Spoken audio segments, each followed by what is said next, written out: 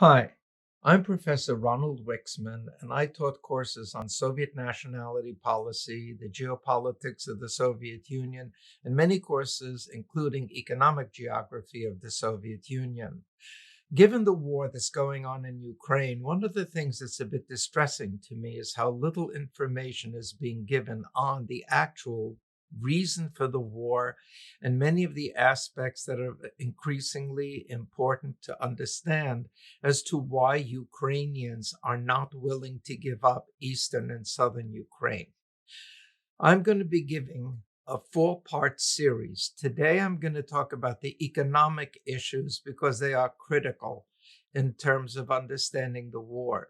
I'm also, in my second talk, going to talk about why and how the Soviet Union came into being, and that proving that the nationality issues were the important ones, not just the economic or, as we would say, workers' rights movement.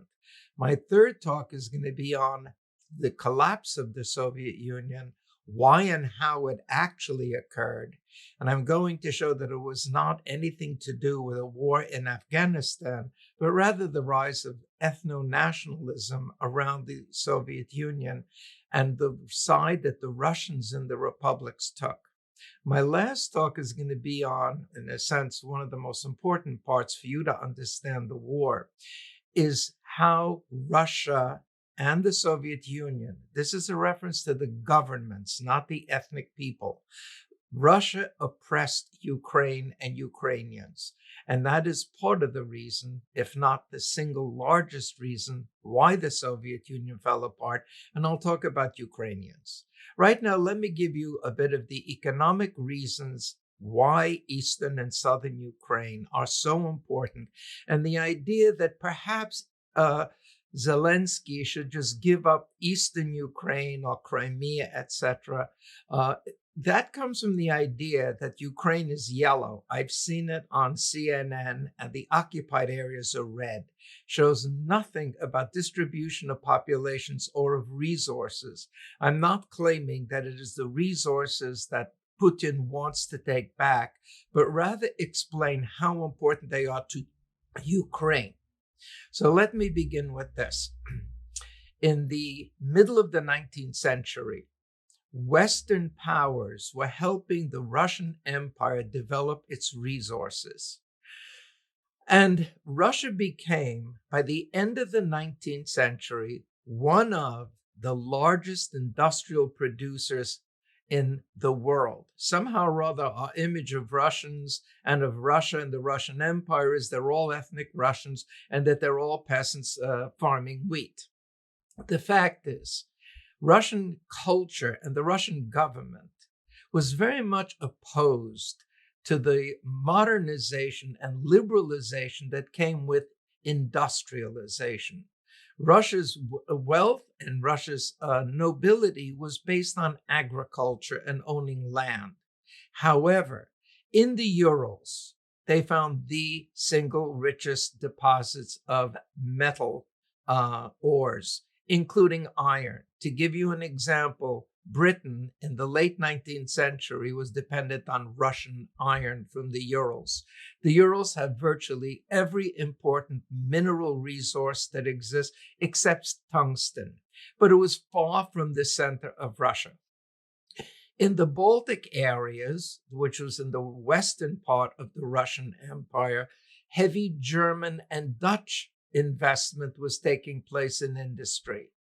In the Caucasus, it was Armenians. In Central Asia, it was Tatars. In the western part of Ukraine and Belarus and Lithuania, it was Jews. Notice there are very, very few ethnic Russians or Ukrainians who are the investors. And to give you my favorite example, the largest iron smelting plant in the world at the turn of the century was at Makeyevka, named for Mackay, a famous and important Scottish industrialist whose wealth and power was vested in the development of steel. So we see in the industrialization of the Russian Empire, foreigners or non-Russians, non-Ukrainians, non-Slavs were very important in the industrialization. And let me not forget the Greeks, who were very important in the Crimea and in Odessa and in the Southwest. In the middle of the 19th century, the world's most, not powerful, but the richest deposits of coking coal were discovered in the Donbass, the area that we've now seen claimed by Russia. The Donbass had, and that's where Makeyevka is, the Donbass had not only incredibly rich coal reserves, but right next to it is Kryvyi Rog in Russian, or Kryvyi Rih, which is one of the world's richest iron deposits. Nowhere in the world was there such a close relationship geographically of iron, rich iron, to the point that in many years you can't use a compass because the magnetite prevents the compass from functioning. So you had iron and coal.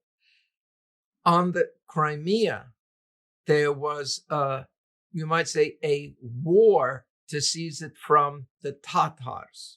They were kicked out, but at that time, Crimea had little meaning. In the 20th century, just between Crimea and the Donbass, was discovered one of the world's richest deposits of ores: manganese, cobalt, nickel, uranium, a wide copper, gold, many, many resources. So if we look, what is between Crimea and the Donbass, we have the world's richest deposits of ores. Not only that, but they're close to the center. The Urals are far away. Siberia, which was being developed after World War II, is yet further. So the Donbass in the Soviet system was the single most important industrial area. To give you a figure, at the time that the Soviet Union collapsed, between 1991 and 1993, the Donbass alone produced 20 to 22% of all industry in the Soviet Union. Obviously, over 50% of all industrial production of Ukraine. Let me repeat, because this is critical to why Ukrainians don't see Luhansk and Donetsk and Mariupol and those simply as towns. That is where the entire heavy industry of Ukraine is. The loss of those territories would simply reduce Ukraine to an absolutely unimportant agricultural producer. In addition, the area between Crimea and the Donbass is one of the world's greatest suppliers of wheat and sunflower oil, and much of the world uses sunflower oil for cooking.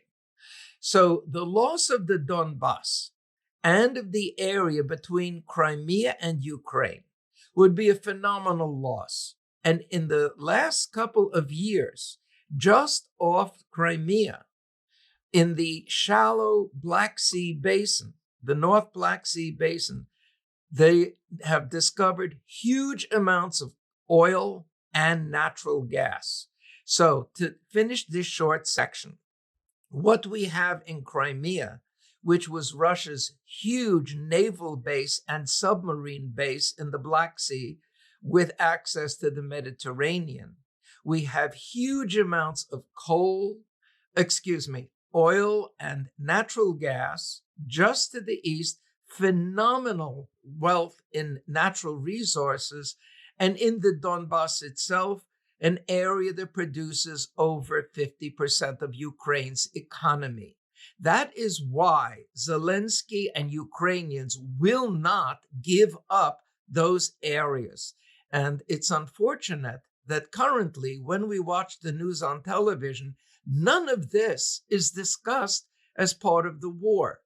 One of the things that I'd like to stress is that if we look at the Russian population and Ukrainian populations of the Ukraine, Ethnic Ukrainians between the census of 1950 and 1989, remember the Soviet Union collapsed in 1991, from 1950 to 1989, Ukrainians increased by slightly over 8% in Ukraine. The comparable figure for Russians, to show you how they were poured in. These are not Russians that have been there since forever. Most Russians came after World War II and were pushed in by the Soviet government at the same time that Ukrainians were being sent out to the Urals, the Russian North, Siberia, Kazakhstan, and elsewhere to Russify Ukraine and to Russify the great economic wealth of Eastern Ukraine. The Russian increase was 68%. So compare 8.5% to 68%. That is one of the biggest issues, not just the bombing and Putin wanting to change governments in Ukraine. So there.